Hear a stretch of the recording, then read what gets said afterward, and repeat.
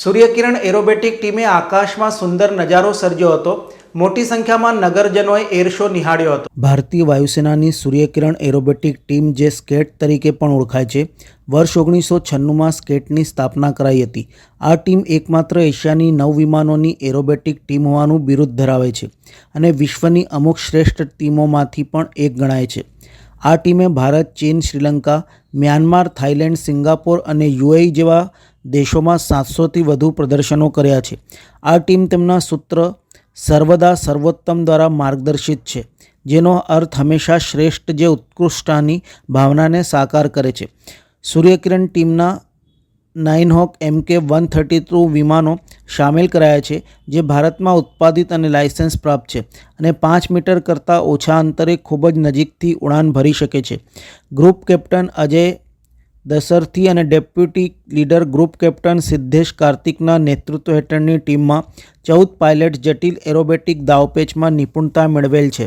આજરોજ બપોરના 12થી 12:40 કલાક દરમિયાન હેરતઅંગેજ એર શો નિહાળી નગરજનો આશ્ચર્યચકિત થઈ ગયા હતા.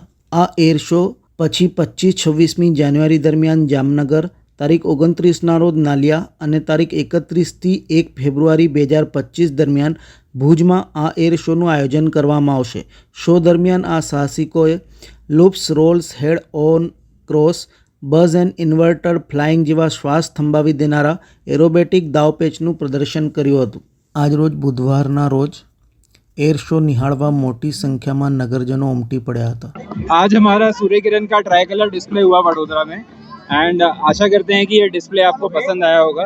वडोदरा की ऑडियंस अमेजिंग थी एंड सबको आई होप ये डिस्प्ले अच्छा लगा and we are eagerly waiting कि हम दोबारा आए वडोदरा में और सेम शो परफॉर्म करें आप सब लोगों के. किस तरह का रिस्पांस रहा वडोदरा वासियों का, यहाँ पर नहीं बाहर भी? It was an amazing response. बहुत ही अच्छा रिस्पांस रहा. सबको ये शो पसंद आया होगा.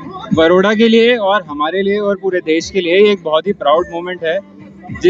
इस मोमेंट के जरिए सारे देशवासी एकजुट होके और देश के लिए एक कॉमन भावना और एक देश के लिए भावना अपने अंदर प्रकट कर सकते हैं. नेक्स्ट शेड्यूल क्या रहेगा सूर्यकिरण? अब हम इसके बाद जामनगर जा रहे हैं. आई होप आप सब लोग भी हमारा शो देखें जामनगर में भी.